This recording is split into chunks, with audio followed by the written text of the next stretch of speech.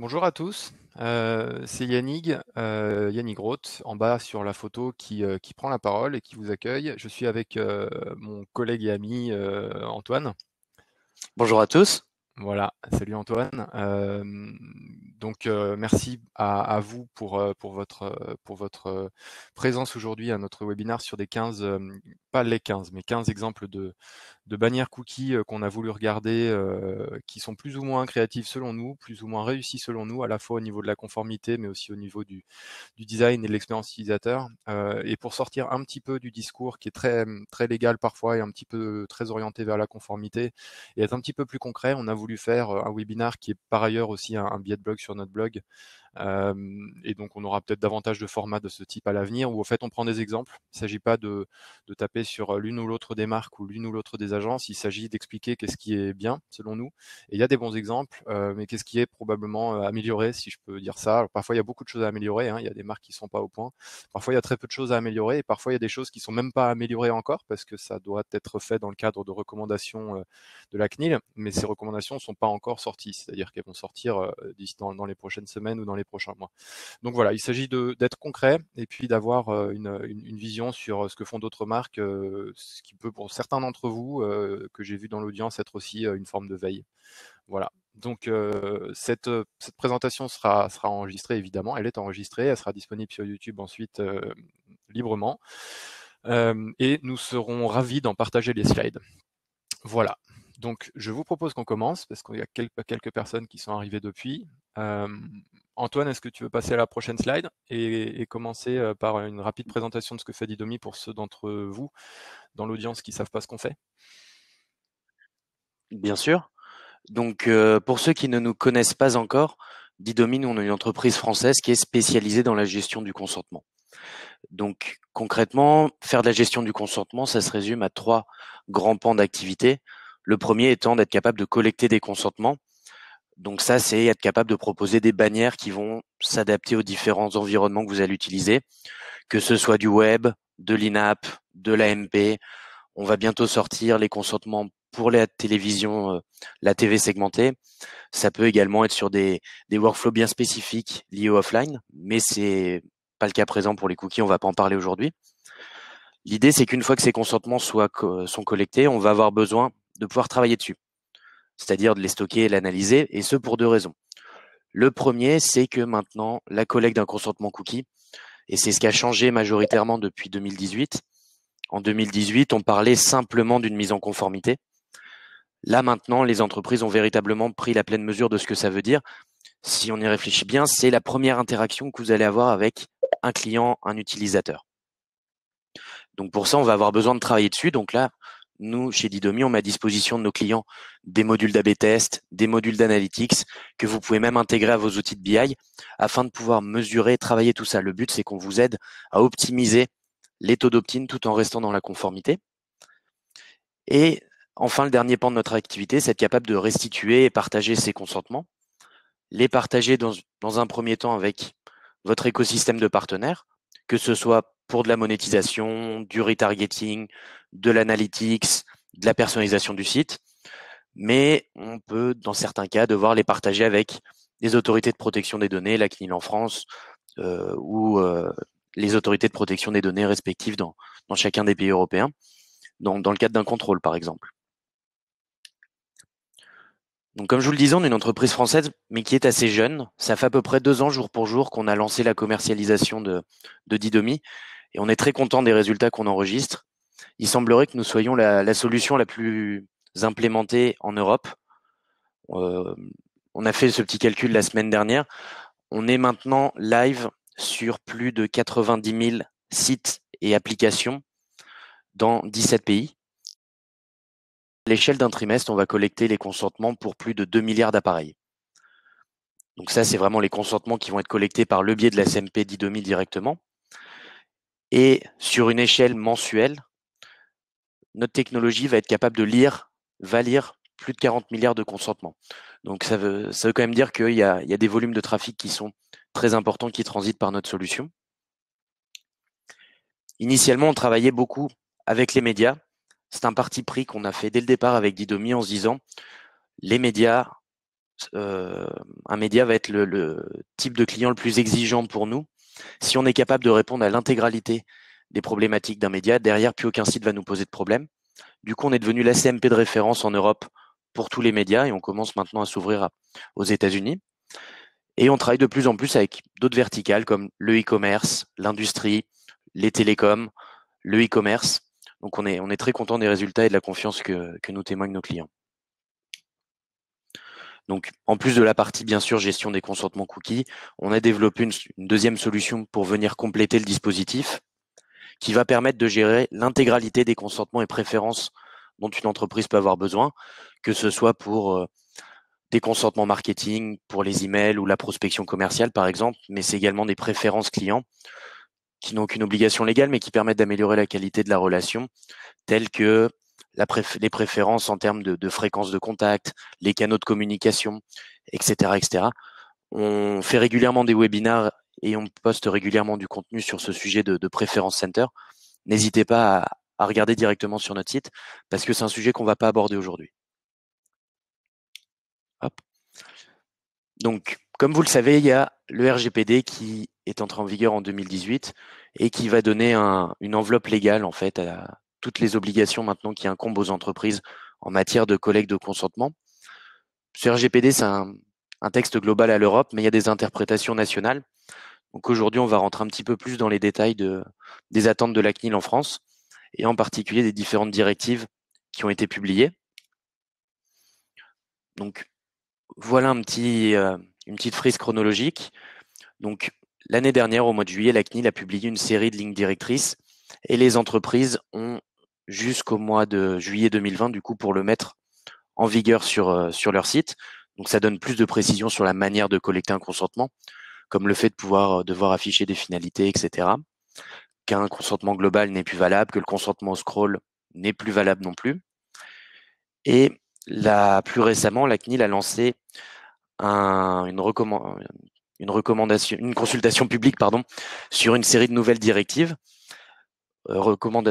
Consultation qui s'est terminée au mois d'avril et la publication des lignes directrices devait se faire pendant le coronavirus, mais du coup a été décalée et devrait sortir, comme le disait Yannick, dans les prochaines semaines ou les prochains mois. Et donc là, le ton va un petit peu se durcir quand même en matière d'impératifs pour la collecte du consentement. Donc, qu'est-ce que disent ces recommandations? Vraisemblablement, il y a une implémentation qui est actuellement très plébiscitée par la plupart des sites, qui ne va plus faire foi. C'est le accepter en savoir plus.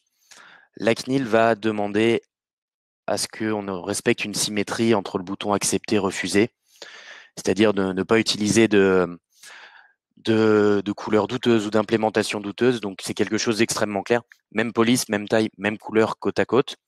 Le bouton en savoir plus est toujours autorisé, mais il va devenir optionnel.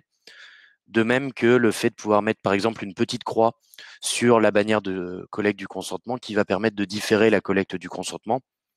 Bon, dans les faits, il faut savoir que ça s'assimile presque à un opt-out parce que tant qu'on n'a pas un consentement valide avec un clic sur un bouton accepter, on ne va pas avoir le droit d'exécuter l'intégralité des partenaires de retargeting, etc.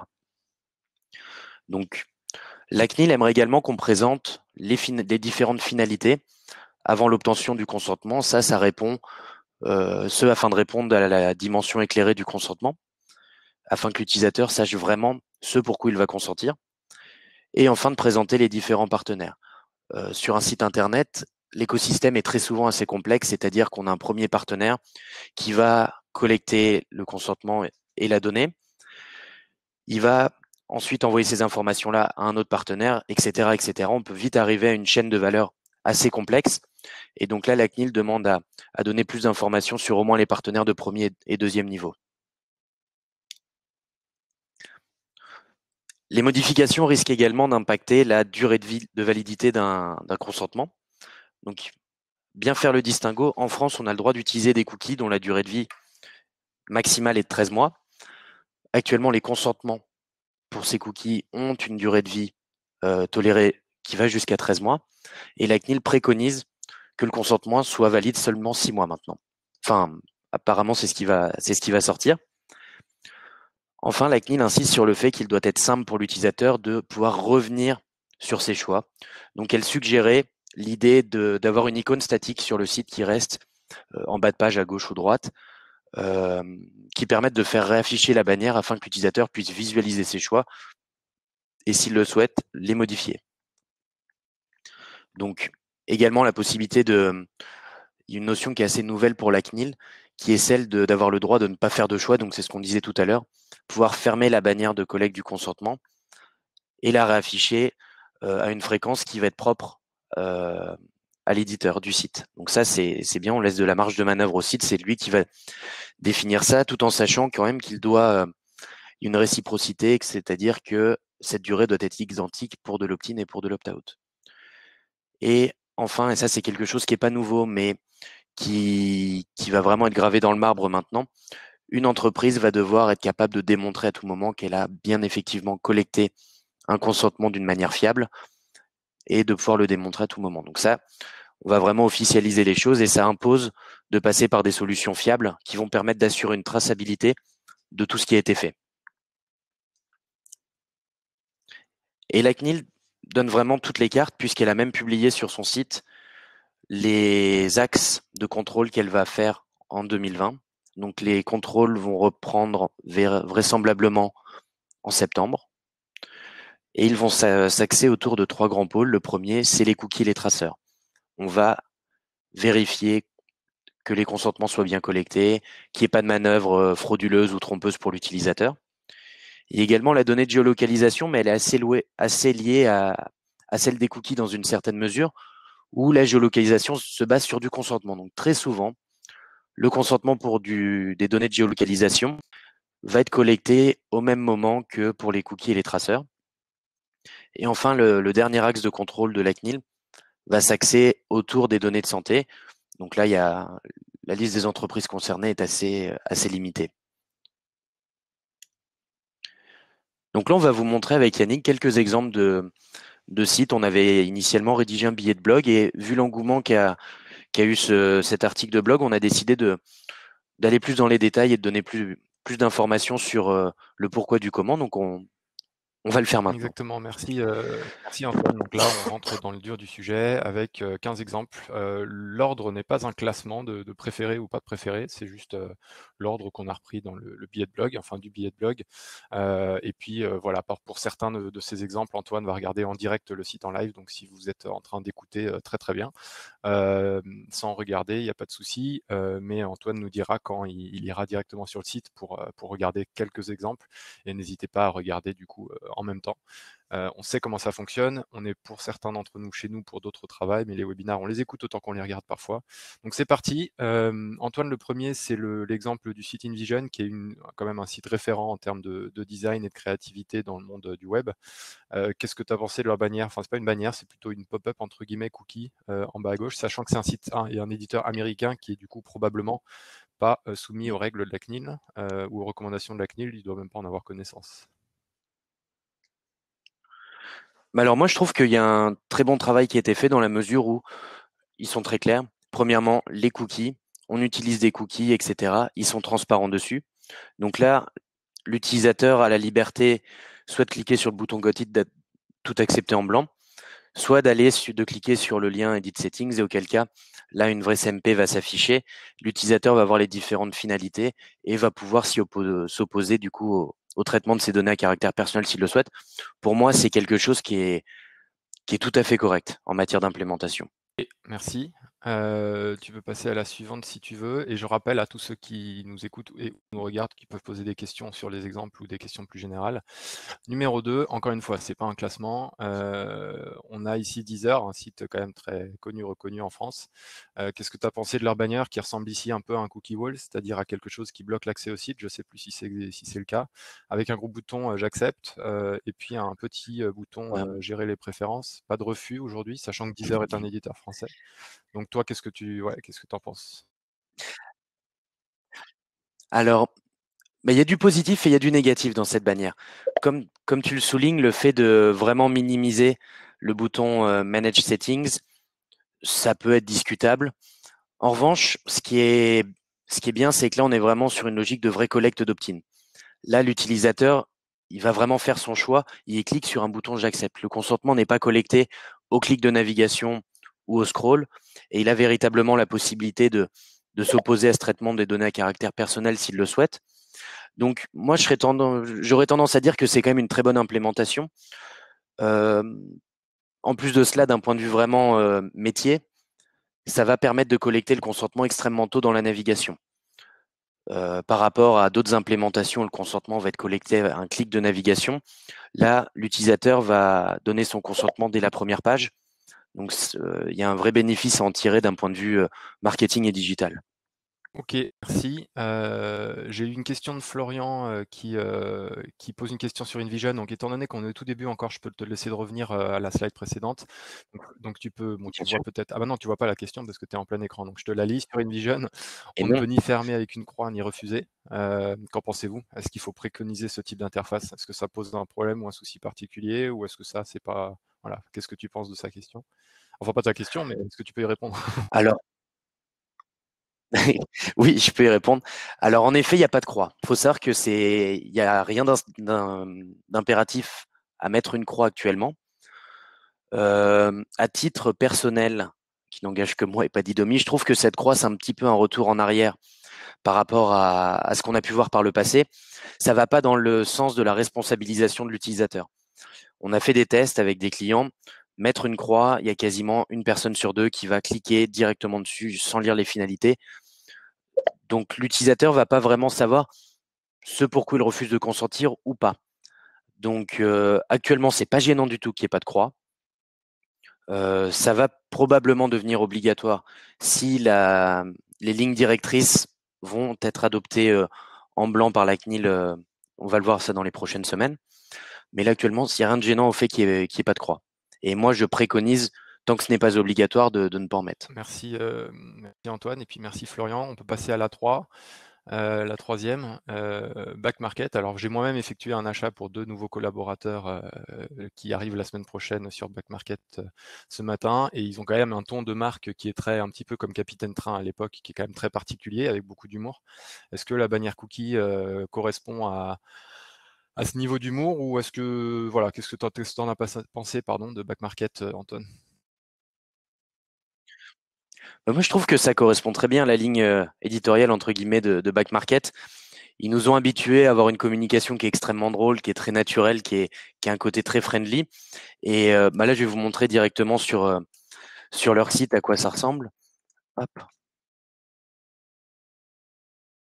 Et c'est vrai que c'est assez amusant, c'est un parti pris de leur côté. Hop. Donc la bannière devrait s'afficher, voilà. Donc en plus c'est animé, donc c'est assez sympa. Là, l'utilisateur, en cliquant sur paramétrer, le souci c'est qu'il est redirigé sur une page en format PDF. Et donc là, l'utilisateur ne peut pas faire de choix. Donc ça, c'est un petit peu dommage. Ah, si, voilà. En cliquant ici, on devrait pouvoir... Non, voilà, c'est simplement le lien Criteo. C'est beaucoup trop léger. C'est dommage qu'on respecte pas l'utilisateur jusqu'au bout, c'est-à-dire qu'en cliquant sur Je paramètre, l'utilisateur puisse faire un vrai choix clair sur le, ses choix en matière de préférence cookie. C'est l'aspect un petit peu dommage de cette implémentation, alors que pourtant tout colle avec la politique de cette entreprise. Donc, je trouve que c'est un petit peu un raté dans le cas présent. Message plutôt sympa, une politique de cookies et de confidentialité écrit en comics sans MS, en expliquant que vu que c'est pas très drôle comme sujet, autant rigoler avec du comics sans MS, mais par contre fonctionnellement parlant, on peut mieux faire quoi. Ok, bah next, Exactement. Antoine, je te laisse passer au suivant. Voilà, donc Waze. Qu'est-ce que t'en penses, toi, Alors c'est Yannick, un de des rares, Waze? c'est le seul exemple qu'on va présenter dans les 15 ici qui respecte la symétrie oui et non. Alors à part la couleur, hein, mais on peut refuser dès le premier niveau. Donc on en a parlé avant, évidemment Antoine, hein, ça surprendra personne. Donc voilà, donc je trouve que donc ça c'est bien, c'est un bon point au niveau conformité entre guillemets. Je ne sais pas si Google, parce que pour ceux qui ne savent pas, Waze, ça a été racheté par Google il y a quelques années, si c'est lié à cette affiliation entre guillemets à Google ou si c'est Waze qui a décidé de faire ça de son côté. Voilà, donc j'ai pas la réponse. En tout cas, c'est bien fait. On peut choisir dès le premier niveau, on peut accepter ou refuser. Par ailleurs, Google fait probablement sa petite sauce en termes de collecte de données, hein. C'est peut-être lié aussi, peut-être qu'ils ont suffisamment de données pour être léger sur les cookies, je sais pas. En tout cas, l'illustration à gauche, si vous voyez, c'est un des petits logos Waze, donc en termes de branding, c'est top en forme de cookie. Et on peut refuser dès le premier niveau. Donc à chaud, c'est ce que j'en pense. Je sais pas si Antoine, quand tu as été un peu plus profondeur, un peu plus loin dans le sujet, tu avais vu d'autres choses. Non, c'est quelque chose de très clean. Et moi, je trouve que c'est même étonnant parce que Waze, c'est une entreprise qui vit à 100% de la pub et en particulier de la pub personnalisée, du coup.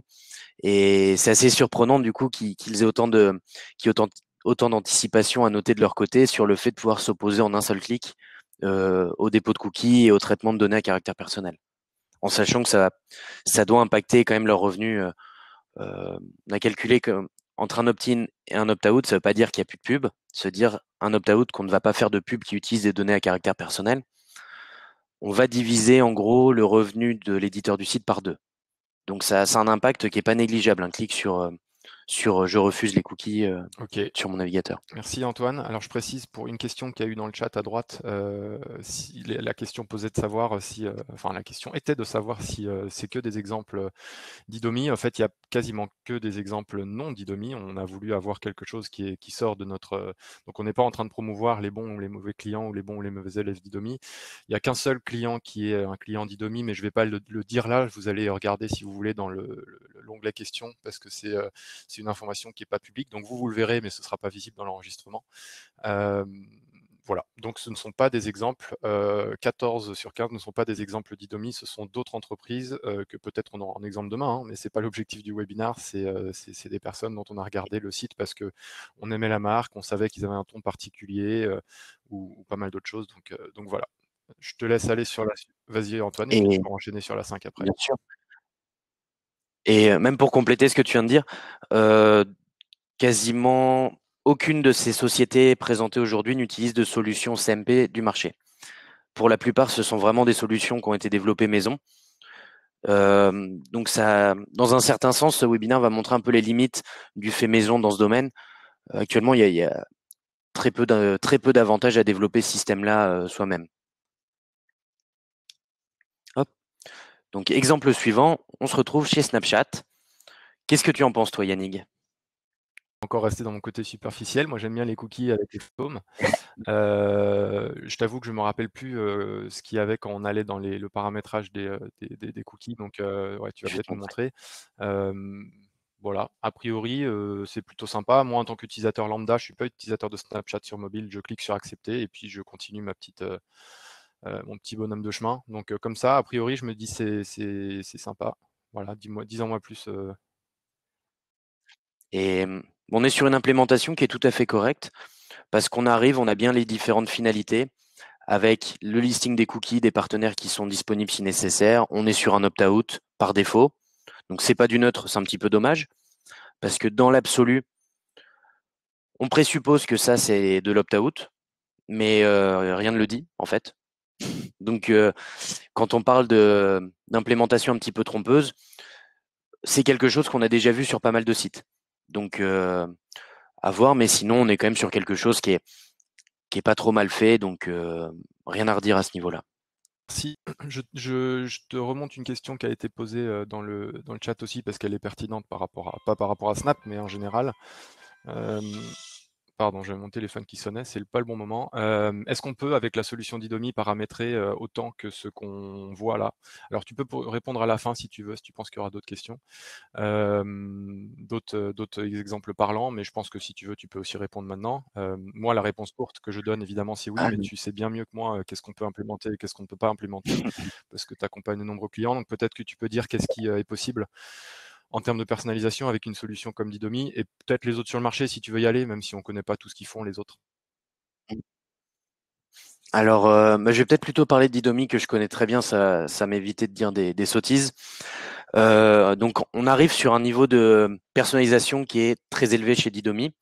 Donc, nos clients peuvent soit utiliser des bannières préformatées dans différents formats, que ce soit de la pop-in, de la bannière haute, basse, même des formats panel pour se rapprocher de ce que fait InVision, par exemple.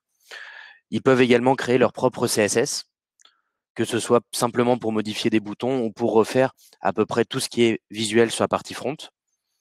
Donc ça, c'est quand même une très bonne chose. Et on va également être les premiers sur le marché à lancer des bannières animées. Donc nous, la vision qu'on a chez Didomi, c'est de se dire que la bannière est déjà le premier point de contact que vous avez avec vos clients. Et beaucoup de sites maintenant investissent énormément pour avoir une charte graphique qui soit pertinente, intéressante, qui soit belle à voir. Et c'est dommage d'arriver et d'avoir une CMP qui fasse un peu office de verrue, de tâche sur ce parcours client. Donc nous, le but, c'est de vraiment offrir des CMP les plus intégrés possibles à l'expérience que vous souhaitez faire vivre à vos clients. Et, et je pense qu'on fait partie des candidats qui peuvent proposer les solutions les plus avancées sur le marché à ce OK, niveau-là. merci Antoine. Je te propose qu'on avance un petit peu parce qu'on est déjà presque à une demi-heure, sachant qu'il y a une question Bien sûr. sur la politique, Google, mais à laquelle, si vous le voulez bien, on répondra à la fin. Comme ça, si vous avez le temps de rester, on peut en discuter. Là, je voudrais que tout le monde ait le temps de voir un certain nombre d'exemples, surtout qu'il y a encore des choses à dire, donc on peut avancer un petit peu et on garde cette question pour la fin. Voilà, à toi. Michel et Augustin, bah, eux, on les connaît bien, donc enfin, on les connaît bien. Tout le monde On les les connaît connaît bien. bien, Pas Didoni plus que on quelqu'un les aime d'autre. bien. Ouais. Euh, à première vue, en fait, quand on arrive sur cette bannière, on a l'impression que c'est quelque chose qui a été bien fait. Et c'est probablement la bannière la plus déceptive pour moi dans ce panel. Je vais vous montrer directement sur leur site. Donc, on voit bien la bannière, Yannick, là, du coup. Enfin, vous voyez bien mon écran. OK. Donc, on a l'impression d'être sur une implémentation standard, accepter en savoir plus. Sauf qu'en cliquant sur en savoir plus, on est redirigé simplement sur une politique de confidentialité. Je ne vais pas vous la lire en détail, mais elle a un petit caractère assez trompeur. Comme quoi Michel Augustin n'a pas besoin de données personnelles, mais on va quand même utiliser votre IP, votre parcours de navigation, etc. Et à aucun moment il est possible de s'opposer au dépôt de cookies, hormis par le réglage du navigateur. Autant dire que ça ne sert à rien parce que en général, le temps de faire ça, les cookies auront été déposés. Donc pour moi, ça c'est vraiment une bannière qui sert à rien, on va pas se mentir, mais c'est dommage parce qu'il y a un vrai travail graphique qui a été fait dessus. On a quelque chose qui matche parfaitement avec la ligne éditoriale du site, mais elle ne sert à rien, c'est bien dommage. Si, bah, Hop, écoute, next, Antoine. oui, derrière, donc on arrive chez Orange. Donc on est sur une implémentation qui est, moi que j'aime beaucoup parce que elle reprend parfaitement la charte graphique du site. Donc du orange, du gris, etc. Donc on n'est pas sur quelque chose qui jure avec l'expérience qui est offerte par ailleurs.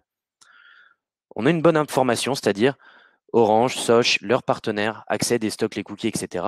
L'utilisateur, en cliquant sur personnaliser, va pouvoir véritablement s'opposer au dépôt de cookies s'il le souhaite. Et en plus de ça, ça c'est un petit conseil pratique. Ce qui était très malin dans le cas d'Orange, c'est d'augmenter la hauteur du bandeau.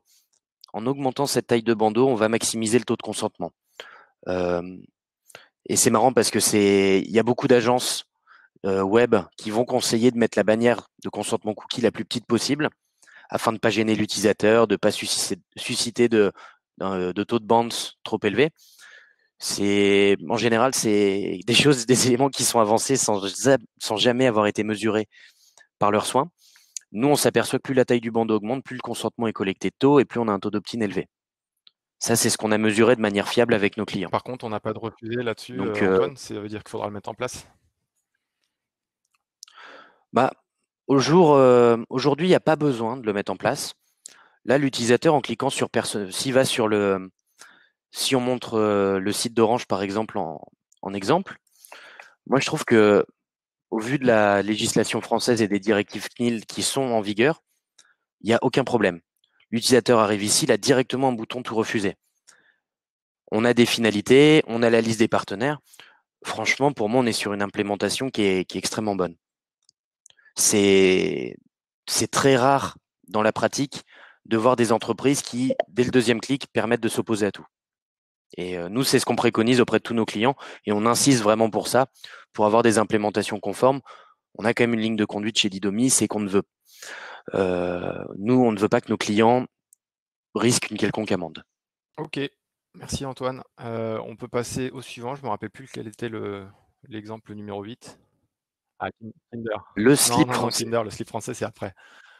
Ah si, pardon, j'avais un problème d'image, Non, excuse-moi. non. Ben voilà, on aura Kinder après. Désolé, j'ai spoilé le prochain. Ouais. Donc, le slip français, on est sur quelque chose qui est assez proche de ce qu'a pu mettre en place Back Market. Donc là, on est sur un système OK, en savoir plus. C'est assez dommage parce que on a juste un bouton. Moi, je préfère à titre perso et même dans l'implémentation quand on a un bouton accepter, un bouton refuser côte à côte ou en savoir plus, pardon, côte à côte. Et après, à voir si on peut véritablement faire quelque chose avec le en savoir plus. Ceux qui ne regardent pas, Voilà, Antoine est en ça, train de regarder ce d'un qui se point de passe derrière. Donc là, tu es allé dans bien sûr. Donc la là, politique de confidentialité des données, protection des données, ouais. Donc tu as cliqué sur en savoir plus, c'est ça, ouais, c'est ça. exactement, exactement. J'ai cliqué sur le lien en savoir plus. Tuc, tuc, tuc, tuc. Et bah, bon courage en fait pour. En fait, bah, c'est juste informatif. Donc là, on est également dans le cadre où où la bannière ne sert à rien. Donc c'est un petit peu OK. dommage, moi je trouve. Bah, d'autant plus que le slip français est quand même une belle marque qui sait communiquer. Donc c'est dommage qu'ils le mettent pas dans leur Oui. communication, même si c'est pas de la communication frontale, hein, on sait bien, mais que ça soit pas intégré, cette qualité-là soit pas intégrée dans le bandeau cookie. En tout cas, ça fait le job au sens, de ce que pensent beaucoup de webmasters et d'agences aujourd'hui, c'est-à-dire il suffit de mettre un bandeau et d'avoir un OK et de stocker ce consentement, mais derrière, il y a pas grand-chose qu'on peut paramétrer, c'est ça? Bah, moi je dirais même au-delà en disant que là, en cas de contrôle CNIL, il n'y a aucun doute possible sur le fait que ce soit une mise en demeure ou une amende. OK, Là, on est dans le cadre où l'intégralité des consentements collectés sont OK. invalides. Bon, bah, il y a quelque chose à corriger alors. On avance un petit peu, Antoine, si tu veux bien. Bien sûr. Numéro 9, Kinder, Ferrero. Qu'est-ce que tu en penses, Alors moi, je trouve que Yannick? c'est dommage que tout soit, comment dire? On appelle ça, qu'il y ait un écran de fumée, même si c'est pas le bon terme, un écran blanc, un filigrane blanc, parce que je pense que c'est une marque qui met en avant beaucoup de couleurs à la base. Voilà, sinon alors accepter, il y a pas de refuser, il y a pas d'en savoir plus, même s'il y a un paramétrer mes cookies, donc je sais plus si je me rappelle maintenant ce qui se passe quand on clique dessus, peut-être que tu vas nous montrer là. Paramétrer mes cookies, j'avais trouvé l'expérience utilisateur assez agréable. Et plutôt bien faite. Donc voilà, je sais pas si ce que tu en penses toi. Il y a pas de refusé, mais sinon c'était bien fait. C'est-à-dire que les personnes qui sont inscrites, Le regardent paramétrer mes cookies, maintenant. déjà, il est bien mis en évidence. Voilà. Voilà, c'était pas mal fait ça. Voilà, là, c'est une implémentation. Et c'est quelque chose, c'est une implémentation qui tend à disparaître. On la voyait beaucoup en 2018. Euh, c'est pas trop mal. C'est dommage qu'on n'ait pas accès à la liste des partenaires qui est accès aux données personnelles. Donc là, on a juste deux exemples, Facebook, Twitter, mais on s'imagine qu'il y en a quand même beaucoup d'autres au niveau de la publicité. Mais c'est pas trop mal. Là, l'utilisateur peut véritablement faire un choix quand même, donc ça, c'est quand même appréciable pour lui. Donc c'est OK. plutôt dans les bons élèves. J'ai 3 questions qu'on abordera à la fin, une en chat et 2 en question. On avance un petit peu. Revolut, une fintech, néobanque, anglaise, qui a un tout petit bandeau, cookie en haut. Alors je dis tout petit, pas pour dire que c'est pas bien, hein, mais c'est juste pour ceux qui ne le voient pas là. Ici, on est en haut du site, avec, un petit cookie, en emoji, une ligne simple, ingérer les cookies, à accepter. A priori, Mm. ça me paraît pas trop mal. Oui, oui, on est sur quelque chose de correct. Euh, à mon avis, le bandeau est mis en haut pour ne pas trop déranger l'utilisateur dans sa navigation. Il y a de fortes chances que le consentement soit également collecté au clic de navigation. Donc, nous, dans les différents tests qu'on a pu faire, les différentes analyses qu'on a menées, on s'est aperçu que c'est ce format-là qui suscite le moins de consentement, parce que c'est celui qui incite le moins l'utilisateur à faire un choix, à interagir avec la bannière. Mais on a un bouton accepter, à côté on a un bouton gérer les cookies, c'est clair, c'est pas trompeur. Euh, rien à redire. C'est plutôt d'un point de vue performance, voilà. Si on veut vraiment maximiser les opt-in, plutôt le D'accord, mettre vers le entendu. bas. Numéro 11, Burger King, qui fait beaucoup de communication avec son agence Buzzman, des choses très créatives avec leurs magasins, des agents, comment dire, des initiatives très, très créatives en termes de publicité.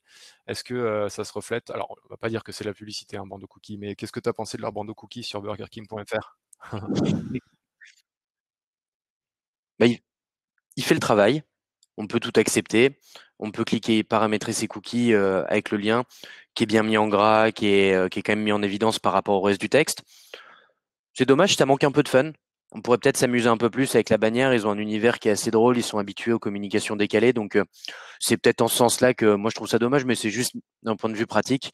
D'un point de vue conformité, il n'y a pas grand-chose à dire. On n'a pas C'est beaucoup correct. de refus ou de paramétrage, hein. C'est quand même un gros bouton tout accepter en rouge. C'est problématique ça ou pas? C'est bah, euh, c'est le point qui se discute. Je pense pas qu'il y ait véritablement un gros risque. Dans l'absolu, il faudrait en effet peut-être mettre le bouton cliquer ici, juste au-dessus, juste en dessous du tout accepter, et le mettre dans un vrai bouton si on veut vraiment être tranquille. Mais bon, là, il y a un vrai choix qui peut être fait derrière quand même. Ok, merci. Donc c'est pas le pire qu'on ait Ouais, vu. c'est ça. Hop, alors Innocent, une autre marque qu'on aime bien, derrière. en tout cas boire et manger. Je sais pas si leurs cookies sont bons. Alors paramétrage cookies.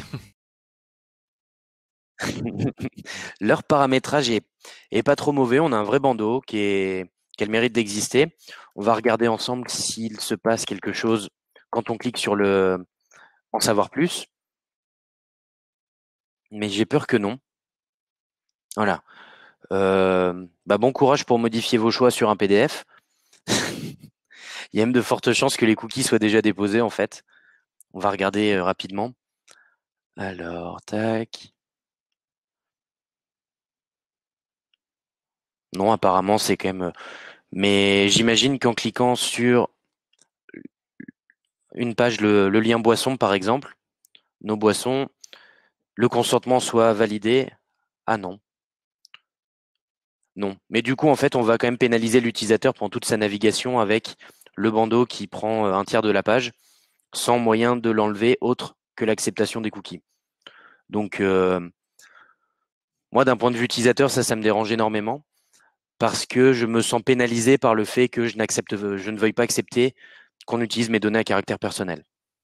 Donc, ça, d'un point de vue image de marque, je trouve que c'est Hmm. absolument déplorable. Ok, pourtant c'est des gens qui donnent une bonne, l'impression de bien hein, prendre soin de l'utilisateur qui achètent leurs produits ou qui voient leur pub ou lisent leurs emballages. Donc là-dessus, on n'est pas à ce niveau de qualité et de détail probablement. C'est vrai qu'un PDF et pas de possibilité de Ouais, refus, c'est pas exceptionnel. Par contre, bon point sur le fait qu'il n'y ait pas de dépôt de cookies dès la première page. Ça paraît évident comme ça, mais il y a des gens qui ne le font pas. c'est ça. Enfin, je veux dire qu'ils le font. Ok, 13, numéro 13, qui encore une fois n'est pas en classement, je rappelle, une néobanque française. Donc là, on est chez Conto, donc on a un bouton OK, en savoir plus. Donc encore une fois, c'est peut-être dommage qu'il n'y ait pas un accepter versus paramétrer mes choix ou gérer mes cookies côte à côte. Ça, c'est un petit peu la remarque universelle avec ce type d'implémentation. Mais on a une bannière quand même qui est pas trop minimisée, qui est existante. On va regarder si dans les faits, on peut quand même modifier les choses. Mais donc, ouais, non, là, c'est dommage. Ouais, c'est un raté, ça encore. Oui, donc en effet, on a l'accès à la politique de cookies et de confidentialité de l'intégralité des partenaires. Et si vous voulez refuser les cookies, bon, en fait, bon courage, il y a votre navigateur. Donc, Bon point, Antoine. On a quelques marques, on n'est pas allé dans le détail de toutes là, mais qui renvoient finalement l'utilisateur à son propre navigateur plutôt que de lui permettre de paramétrer les cookies dans son navigateur sur la base du domaine. Donc en fait, finalement, ce qu'ils disent, c'est prenez votre navigateur, changez votre paramétrage, et donc sur toute la navigation que va faire l'utilisateur, il aura un paramétrage par défaut. C'est courant ça ou pas? C'est conseillé ou pas? Ou on n'a pas d'avis là-dessus? alors c'est très déconseillé parce que c'est interdit. Et moi, je voudrais même rajouter que il faut être vigilant à ce niveau-là parce que là, on parle quand même d'une réglementation qui est disponible depuis 2016, entrée en vigueur en 2018. Là, les entreprises ont eu 2 ans pour faire le travail. Euh, le monde va pas se remettre à tourner dans l'autre sens. Je pense qu'en entreprise maintenant, il faut assimiler le fait que on va vivre avec des utilisateurs qui acceptent de donner accès à leurs données à caractère personnel et d'autres qui ne veulent pas qu'on utilise leurs données à caractère personnel. Actuellement, on est encore dans une phase de transition où beaucoup de gens ne savent pas encore ce pourquoi ils consentent.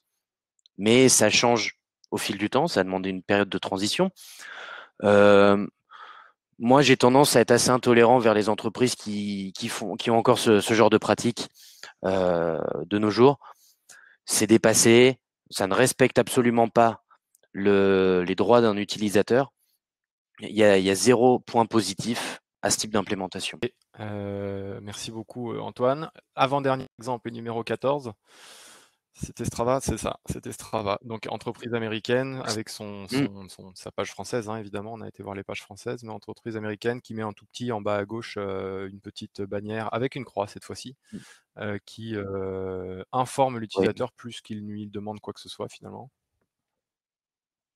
c'est ça. Donc là, il y a même pas besoin d'aller sur leur site pour se rendre compte que c'est pas conforme. Donc pas de chance, c'est un raté aussi. Aux États-Unis, c'est totalement On légitime, c'est ça? Alors donc ça veut dire qu'en France, cette application américaine devrait avoir une autre implémentation que mmh. celle qu'ils ont aux États-Unis, c'est ça? Bah, là, j'imagine que tu fais allusion, aussi à la Non, réglementation ou juste au siège social, CCPA? américain de Heu, Strava, au fait, pour les donc peut-être qu'eux, ils disent que ça suffit. Je d'accord. parle pas de CCPA, si ça fait partie Hem, des États-Unis. m mais non, ça c'est conforme ni aux États-Unis ni en France, ce genre OK, d'implémentation. étonnant. On a et en plus, on n'a pas d'informations sur la finalité en fait. On utilise des cookies, à aucun moment on peut considérer ça comme une finalité de traitement. Une finalité de traitement, c'est on va utiliser des cookies pour mesurer le trafic de notre site, pour vous adresser des publicités ciblées.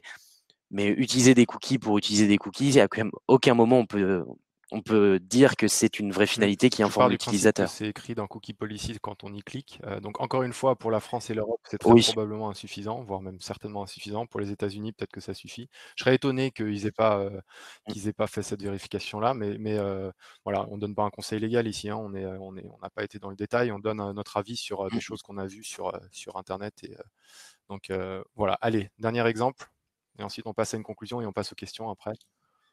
Hop. Et dernier exemple, qui est un bon exemple cette fois-ci, BNP, c'est la solution maison qu'ils ont développée, qui est qualitative parce qu'on a un bon niveau d'information de l'utilisateur. On a une réciprocité, tout accepté versus paramétrer mes préférences. On a également de l'information sur les finalités de traitement, bon fonctionnement du site, la sécurité, la mesure d'audience, l'amélioration de l'UX, des fins publicitaires. L'utilisateur, il y a de la granularité quand il va dans paramétrer mes préférences. Là, on a déjà utilisé pas mal de temps, donc je vais pas vous faire l'exemple, mais on peut faire un choix par finalité derrière. Moi, je trouve que c'est une bonne implémentation. Il y a un très bon travail, une très bonne compréhension des enjeux et des différentes lignes directrices qui ont déjà été Alors comme publiées. dit, merci Antoine, comme dit Audrey dans le chat, il devrait avoir une symétrie entre tout accepter, tout refuser. Effectivement, comme on l'a dit tout au début du webinaire, ça fait partie des recommandations CNIL qui ne Mmh, sont pas encore formulées. Finale, en tout cas, et donc on ne sait pas. Il est mmh, possible que ce ne soit pas le cas, mais par contre, il est très très très probable que ce soit le cas. Et si c'est le cas, ça devrait probablement sortir à la rentrée, fin de l'été ou à la rentrée. Et à ce moment-là, effectivement, il y a un tas d'entreprises qui vont devoir mettre en place cette symétrie à minima en France. Tu peux rester juste sur cette slide parce que ça mmh. aborde une des questions qu'on a. Donc qui est à l'avant-dernière tout en bas. Là, tu la vois pas, Antoine, parce que tu es en plein écran, mais je te la lis. Avez-vous des feedbacks sur l'utilisation ou non du titre? Et quand on dit titre, c'est le titre dans les bandeaux ou dans les mobiles, comme ce qu'on voit ici, par exemple, le classique votre privé est notre priorité. Là, pour la BNP, c'est BNP Paribas respecte votre vie privée. Est-ce qu'on a de la donnée là-dessus? Et je Mmh. suppose que Jérémy ici pose la question de la donnée qui vient de clients d'Idomi, parce que sinon on n'aurait pas accès à la donnée, à part si d'autres personnes ont fait des études là-dessus. Donc est-ce que, à ce niveau-là, tu as des questions, pardon, pas des Alors, questions, des réponses et des données ou des recommandations à amener? Et c'est assez proche des autres questions qui vont venir juste derrière. Donc, voilà, je te laisse répondre. mmh, on a on n'a pas fait de mesure sur l'impact du titre précisément. Bon bah, Jérémy, du coup, moi je connais assez bien votre périmètre et c'est vrai que j'aimais beaucoup ce que vous avez pu faire sur certains de vos médias. Moi, je pense que l'expérience utilisateur que vous voulez offrir, elle commence dès maintenant. Donc l'idée, c'est peut-être de se dire, j'ai l'habitude d'employer une communication assez amusante pour mes clients. Bah, je vais faire la même chose dans ma bannière de gestion des cookies, euh, tout en restant conforme à la loi, bien évidemment. Mais faut pas que ce soit considéré comme quelque chose de trop éloigné de ce que vous cherchez à faire vivre. Pour moi, une bannière de gestion des consentements, elle doit faire partie de la vision de l'entreprise. Et c'est même le premier reflet de cette vision d'entreprise. Et c'est quel message quelle image j'ai envie de laisser transparaître de mon entreprise. Donc, moi, j'aurais tendance à conseiller de faire quelque chose qui correspond à votre image et à l'image que vous souhaitez renvoyer à vos Donc, utilisateurs. réponse claire à Jérémy. Pour l'instant, on n'a pas ces données-là. On va essayer enfin, moi, je garde ça en tête pour plus tard, parce que je pense que ça pourrait être très intéressant à la fois pour nos clients et aussi pour le reste de l'industrie, parce qu'il y aura beaucoup de gens qui vont avoir des questions bientôt. Tu peux aller à la dernière slide, la slide suivante, Antoine. C'est une slide de conclusion avant qu'on passe à une slide de questions. Et il y a une question qui a été posée que je veux qu'on aborde à la toute fin là. Donc voilà, je peux juste te laisser Bien sûr. rappeler rapidement les 4 règles, les 4 choses qu'un bon consentement doit, selon la CNIL, Bien sûr. respecter. Voilà, donc c'est amusant que la CNIL donne ces précisions-là parce que ça fait quand même partie des définitions qu'on trouve dans le RGPD lui-même. Un consentement spécifique, c'est-à-dire que la personne doit pouvoir consentir pour chacune des finalités, c'est-à-dire si je veux des publicités personnalisées, je ne suis pas censé être obligé d'accepter de la mesure d'audience, de la personnalisation de site, etc. Le consentement doit être éclairé, c'est-à-dire que l'utilisateur doit être correctement informé des finalités de traitement, c'est-à-dire de ce à quoi vont servir ces données et de qui va y avoir accès. Enfin, le consentement univoque, c'est peut-être le sujet qui a fait couler le plus d'encre ces derniers mois. Tout ce qui est précochage, c'est interdit.